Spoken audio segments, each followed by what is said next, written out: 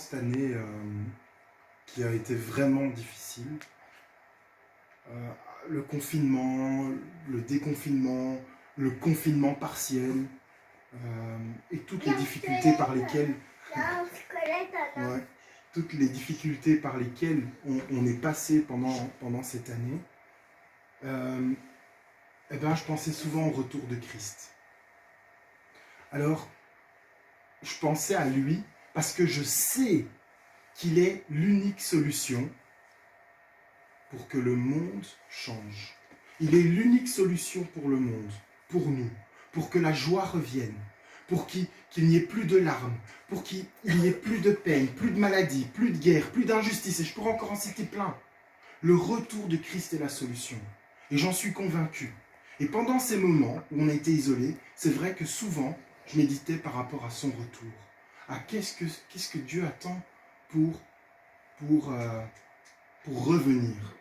Et en parallèle à cette envie de voir Jésus revenir, je méditais, et c'est certainement à cause de la situation qu'on vit, mais je méditais souvent sur la parabole des 10 vierges. Je vais prendre donc Matthieu 25, 1, 13, qu'on va lire ensemble. Alors le royaume des cieux ressemblera à 10 jeunes filles qui ont pris leur lampe pour aller à la rencontre du marié. 5 d'entre elles étaient folles et 5 étaient sages. Celles qui étaient folles ne prirent pas d'huile avec elles en emportant leur lampe, tandis que les sages prirent avec leur lampe de l'huile dans des vases. Comme le marié tardait, toutes s'assoupirent et s'endormirent. Au milieu de la nuit, on cria « Voici la mariée, allez à sa rencontre !» Alors toutes ces jeunes filles se réveillèrent et préparèrent leurs lampes. Les folles dirent aux sages « Donnez-nous votre huile, car nos lampes s'éteignent. » Les sages répondirent « Non, il n'y en aura pas assez pour nous et pour vous. Allez plutôt chez ceux qui en vendent et achetez-en pour vous. » Pendant qu'elles allaient en acheter, le marié arriva. Celles qui étaient prêtes entrèrent avec lui dans la salle des noces et la porte fut fermée. Plus tard, les autres jeunes filles vinrent et dirent « Seigneur, Seigneur, ouvre-nous !» Mais il répondit « Je vous le dis en vérité, je ne vous connais pas. Restez donc vigilants, puisque vous ne savez ni le jour, ni l'heure où le Fils de l'homme viendra. » Amen. Alors, ce que je vais partager avec vous ce matin, ce n'est pas une étude théologique sur ce passage. C'est vraiment ce que j'ai ressenti et c'est vraiment un partage sur une méditation que j'ai eue. Alors, quand on prend cette histoire, cette parabole, bien sûr, il est clair que Jésus est l'époux. Au verset 6, quand on lit « Au milieu de la nuit, on cria, voici le marié, allez à sa rencontre. » Bien sûr que ça représente les temps de la fin, où on annonce l'arrivée de Christ. La salle des noces, si on veut, on peut aussi faire un parallèle avec... Mais oui, la salle des noces représente l'éternité qu'on va passer avec Dieu. Et les noces représentent le jour où Jésus reviendra chercher son épouse. Et son épouse, c'est nous, c'est son Église. L'Église universelle. L'Église universelle, dans ce texte, est représentée par 10 vierges. 10 vierges qu'on a séparées en 2 groupes. Celles qu'on nomme les folles, celles qu'on nomme les sages. Mais, si on regarde le texte, à part le fait qu'on les nomme folles et sages, on peut très vite voir la raison pour laquelle on les appelle comme ça. Et c'est la seule différence c'est la seule différence qu'il y a entre elles deux.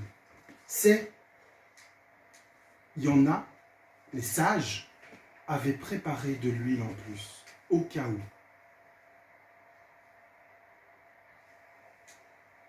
Ils avaient préparé une réserve.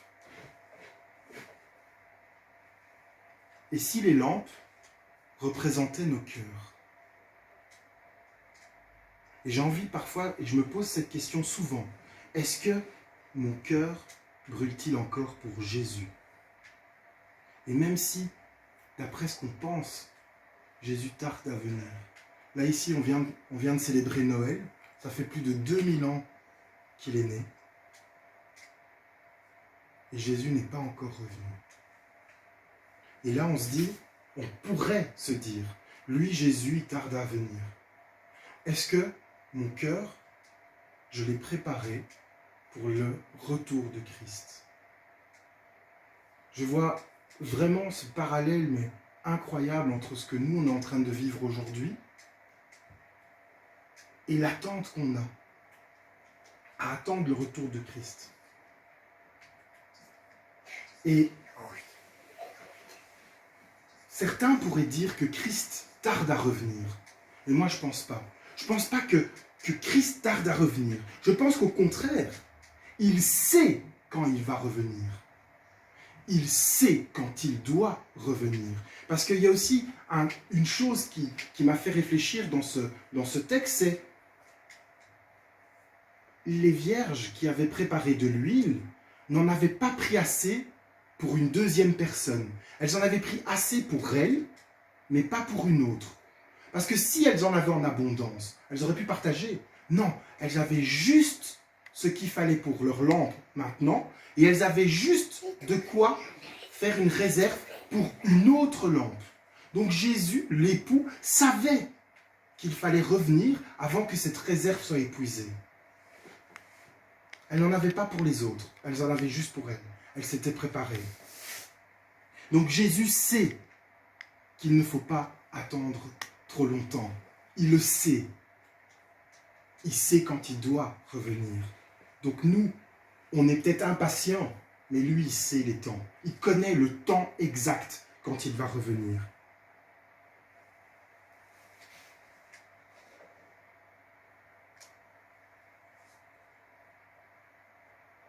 Il faut juste que, comme les lampes dans la parabole, quand elles commencent à s'éteindre, il faut juste que nous ayons pris assez d'huile pour l'alimenter, pour alimenter notre flamme. Et en parlant de flamme, parfois je me demande si on a encore le feu de la passion pour Christ.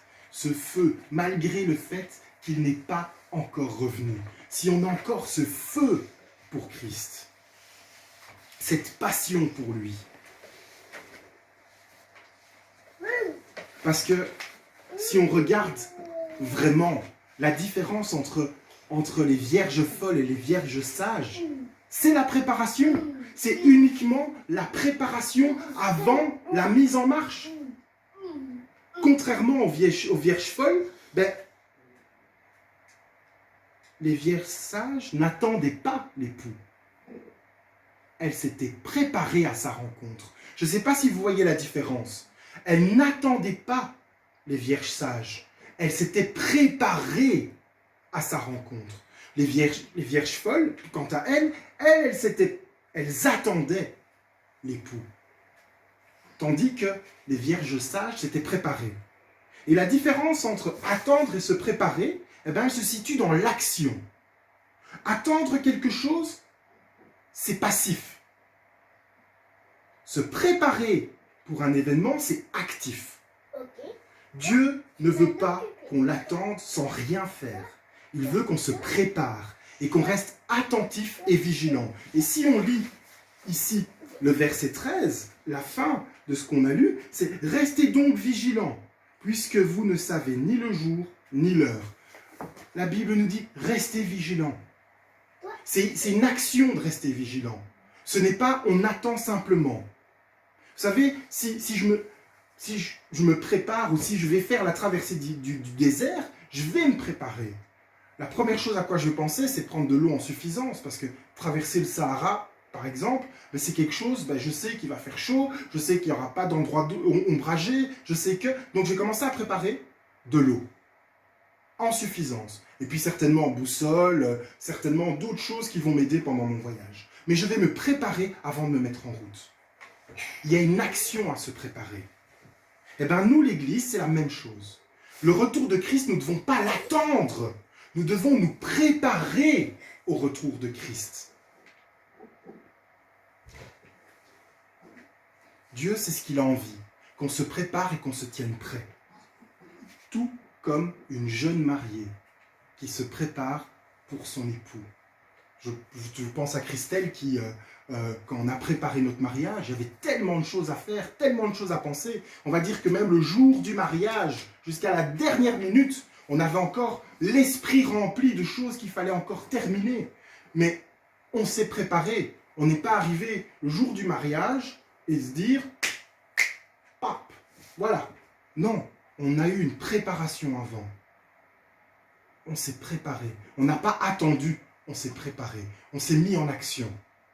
Parce qu'on, voilà, à la rencontre de l'époux. Et si je prends le verset 12, c'est un verset qui me parle vraiment particulièrement. C'est quand Jésus dit, « Je vous le dis en vérité, je ne vous connais pas. » Ça a tellement résonné dans ma tête comme un parallèle au chapitre 7 de Matthieu, dans le même évangile, quand il dit « Seigneur, Seigneur, n'avons-nous pas prophétisé en ton nom? N'avons-nous pas prêché en ton nom, guéri les malades en ton nom ?» Et là, le Seigneur, il dit « Ôtez-vous de moi, vous qui commettez l'iniquité. Je ne vous connais pas. » C'est vraiment des paroles dures dans la bouche de Jésus. C'est incroyable. On n'imagine pas que Jésus peut avoir des paroles aussi dures. C'est « je ne vous connais pas ». Et ça représente, et cela montre bien, que notre cœur doit être préparé à son retour. Comment? Dans la relation avec Dieu. Dans l'intimité avec Dieu. Dans l'ouverture de notre cœur, afin qu'il nous transforme, qu'on le laisse nous transformer, qu'il transforme nos vies, qu'il transforme nos cœurs, et que jour après jour, on apprenne à le connaître, au travers de la Bible, au travers de la prière, au travers des louanges, au travers de la communion fraternelle, au travers de l'annonce de l'Évangile. Il met un point d'honneur à la relation qu'on vit avec lui. Parce qu'il veut nous connaître. Et on vient de célébrer Noël. On vient de célébrer la venue de Christ sur terre. Certes, dans des conditions qui sont exceptionnelles. Mais d'habitude, la préparation de Noël, elle se fait dans la joie. Même si ça dure qu'un temps, on est toujours dans cette période un peu joyeux. On est même enclin à pardonner aux autres, à s'ouvrir aux autres, à parler de Jésus. On est toujours dans cette joie. Entre un culte spécial à l'église, les achats de cadeaux, les décorations, la préparation du repas, l'envoi des cartes de vœux. On prépare tout à l'avance. Tout est préparé à l'avance pour le jour où on célèbre la naissance de Jésus.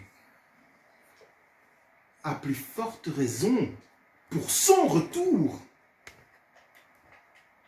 C'est un événement qui est encore plus joyeux. Il va effacer nos larmes. Il va nous libérer de la mort. On va vivre avec lui l'éternité. On ne parle pas d'une préparation comme préparer la fête de Noël, qui dure une semaine, un mois, voire plus, le temps de faire et de défaire. Ici, on parle de la préparation d'une vie. D'une vie. On se prépare aujourd'hui à rencontrer notre Seigneur Jésus. On se prépare comme les vierges sages. On se prépare à sa rencontre. C'est une vie de préparation pour rentrer dans les noces, pour une vie d'éternité dans sa présence.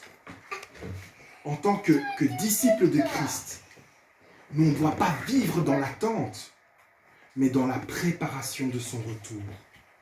Parce qu'un jour, tout comme sa première venue qu'on célèbre à Noël, il reviendra.